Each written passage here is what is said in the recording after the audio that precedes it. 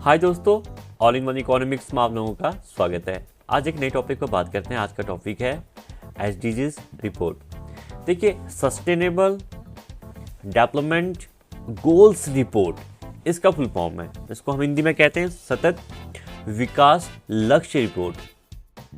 Report कौन जारी करता है, किस स्तर पर जारी करती है? यह रिपोर्ट दो स्तर पर जारी होती है, अंतर्राष्ट्रीय स्तर पर भी जारी होती है और राष्ट्रीय स्तर पर जारी होती है। अंतर्राष्ट्रीय स्तर पर अगर बात करें तो अंतर्राष्ट्रीय स्तर पर जो इसका फाउंडर है वो यूएन है, और राष्ट्रीय स्तर पर अगर इसकी बात करें तो इसका जो रिपोर्ट जारी करता है वो है नीति आयोग। रिपोर्ट हमारे लिए इतनी इम्पोर्टेंट क्यों हो जाती है, इस पर हमें चर्चा करनी है, और इससे संबंधित एग्जाम में जो भी क्वेश्चन आएंगे उन सभी क्वेश्चनों पर हम आज चर्चा करेंगे। देखिए, ये रिपोर्ट इसलिए जारी हो जाती है क्योंकि यह रिपोर्ट नीति आयोग जारी करता है।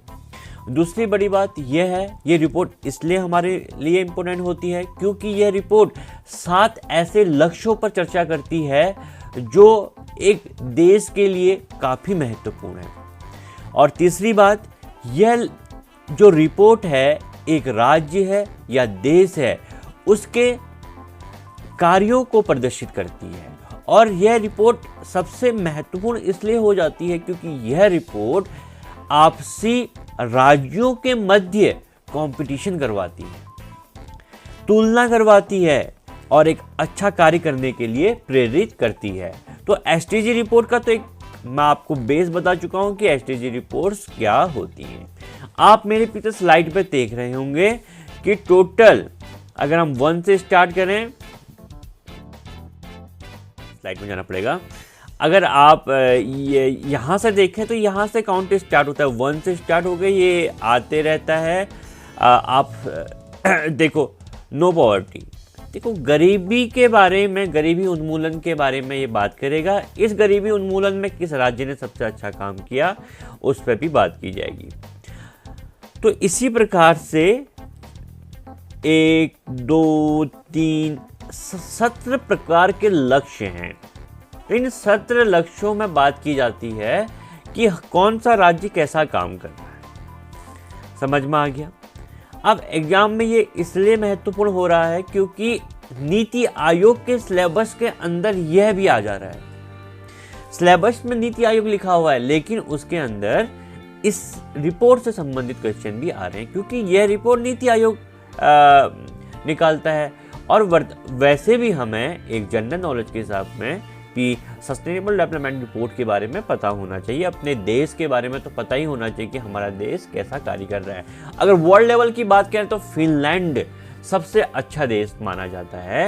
हर चीज़ का एवरेज निकालेंगे, जो 7 सस्टेनेबल डेवलपमेंट गोल्स के रिपोर्ट हैं तो उनको जो एवरेज निकलता है हर चीज़ का, तो उसमें फिनलैंड सबसे आगे है। यह रिपोर्ट वर्ल्ड लेवल में 165 देशों के मध्य निकलती है और भारत की जो रैंकिंग है वह 120 नंबर पे आती है। और राष्ट्रीय स्तर पर हमें क्या जानना है? राष्ट्रीय स्तर पर हमें सब कुछ जानना है कि भारत में इस वर्ष कितना सुधार हुआ और दूसरी बात यह कि हर राज्य किस गोल में आगे है। भारत की बात करें तो भारत का ये तीसरी रिपोर्ट है। और अंतर्राष्ट्रीय स्तर पर बात करें तो अंतर्राष्ट्रीय स्तर पर 2015 से ये रिपोर्ट जारी होना स्टार्ट हो गया था। प्रति वर्ष ये रिपोर्ट जारी होती है। तो ज़्यादा समय न लेके महत्वपूर्ण क्वेश्चनों पर चर्चा करता हूँ। आपका समय काफ़ी महत्वपूर्ण है तो काम की बातें भी करते हैं साथ साथ।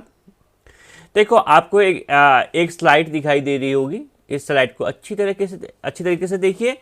इसमें लिखा हुआ है सतत विकास लक्ष्य में प्रथम कौन सा राज्य है। तो जो केरल है वो 17 जो भी हमारे गोल्स हैं उनका एवरेज निकाल के उस एवरेज में जो सबसे अच्छे अंक आए हैं वो आए हैं केरल के। यही सबसे महत्वपूर्ण क्वेश्चन होता है। इतना कुछ बेसिक क्वेश्चन तो आपको पता होने चाहिए, उनमें सबसे बेसिक क्वेश्चन ये है। और सतत विकास लक्ष्य में सबसे अंतिम राज्य कौन सा है? बिहार। सतत विकास लक्ष्य में अब केंद्र शासित लक्ष्य पूछ रहा है तो उस केंद्र शासित लक्ष्य में प्रथम कौन है? चंडीगढ़। अब देखिए, केरल के 75 हैं, 0 से 100 के बीच में आपको रैंकिंग मिलती है। उस रैंकिंग में 75 केरल के हैं और चंडीगढ़ के 79। लेकिन वहां क्वेश्चन था राज्य, यहां पर है केंद्र शासित। अगर राज्य और केंद्र शासित दोनों लिखा जाए तो हमारा आंसर होगा चंडीगढ़ और 79। सतत विकास लक्ष्य में द्वितीय केंद्र शासित राज्य में द्वितीय स्थान किसका है? दिल्ली का 68। सतत विकास लक्ष्य 2020-21 की रिपोर्ट कौन सी जारी हुई है? तीसरी। और सतत विकास लक्ष्य में चंडीगढ़ को कितने पॉइंट मिले? 79। महत्वपूर्ण क्वेश्चन है बहुत ही, क्योंकि अब राज्यों से ना पूछ के केंद्र शासित से भी पूछा जाता है और काफ़ी ज़्यादा नंबर है, तो इसको तो आपको पता ही होना चाहिए। और सतत विकास लक्ष्य 2020-21 में मिजोरम, हरियाणा, उत्तराखंड, ये क्वेश्चन ऐसा है कि किसने सबसे ज़्यादा सुधार किया? पिछले वर्ष तो काफ़ी नीचे होंगे, इस वर्ष तो बहुत अच्छी होंगी। प्रथम आना बड़ी बात नहीं है, हमने पिछले वर्ष से इस वर्ष में कितनी बड़ी छलांग लगाई, तो उस सबसे लंबी छलांगों में मिजोरम, हरियाणा और उत्तराखंड, ये 3 राज्य आते हैं। 8वां क्वेश्चन है कि सतत विकास लक्ष्य में राष्ट्रीय स्तर पर कितने अंकों सुधार हुआ है? तो हमारी जो रैंकिंग है उसमें जो राष्ट्रीय स्तर की बात करें तो उनमें 6 अंकों का सुधार हुआ है। सतत विकास लक्ष्य में राष्ट्रीय स्तर पर कितने पॉइंट हो चुके हैं? अब कितने पॉइंट हो चुके हैं? तो राष्ट्रीय स्तर पर हमारे जो पॉइंट हैं 66 पॉइंट हो चुके हैं। और सतत विकास लक्ष्य में दूसरे नंबर पर कौन सा राज्य आता है? अब राज्य पूछ रहा है सिर्फ हिमाचल के 74 हैं, तमिलनाडु के भी 74 हैं, सिर्फ केरल से 1 नंबर ही पीछे हैं। तो काफ़ी अच्छा काम किया है हिमाचल ने, पहाड़ी राज्य होने के बाद भी ये हिमाचल पर काफ़ी अच्छा क्वेश्चन बन सकता है, ये काफ़ी महत्वपूर्ण है, इसको आप देखिए। और गरीबी उन्मूलन में अब गोल्स की बात होने लग गई है अंदर। अब जो उसके गोल हैं, अब उन गोल में चर्चा होने लगी। जो 17 गोल हैं, अब धीरे धीरे हर गोल में बात होगी। देखिए, अब पहला गोल है कि गरीबी उन्मूलन जो उसका लक्ष्य है, उस लक्ष्य में प्रथम राज्य कौन है? तमिलनाडु। भुखमरी कम करने में सबसे अच्छा राज्य, मतलब भुखमरी कम करने में अगर पूछा जाए तो प्रथम राज्य पूछा जाए तो वो केरल है। और बेहतर स्वास्थ्य और कल्याण में सबसे अच्छा काम किसने किया है? गुजरात ने। लैंगिक समानता में सबसे अच्छा काम किया है छत्तीसगढ़ ने। साफ जल और स्वच्छता में सबसे अच्छा काम है गोवा का। उद्योग और इनोवेशन में सबसे अच्छा काम है गुजरात का। शांति और न्याय में प्रथम स्थान है उत्तराखंड का। उत्तराखंड वालों के लिए काफ़ी इंपोर्टेंट क्वेश्चन हो जाएगा, ध्यान रखें। और जलीय जीवन संरक्षण में प्रथम राज्य है उड़ीसा का। पर्यावरण संरक्षण में प्रथम स्थान है उड़ीसा का। विश्व स्तर पर जो SDG रिपोर्ट जारी होती है उसमें प्रथम देश है फिनलैंड, और इसके अंक पूछे जा सकते हैं। इसके अंक हैं 100 में से 85.96 है, और भारत की रैंकिंग है 120।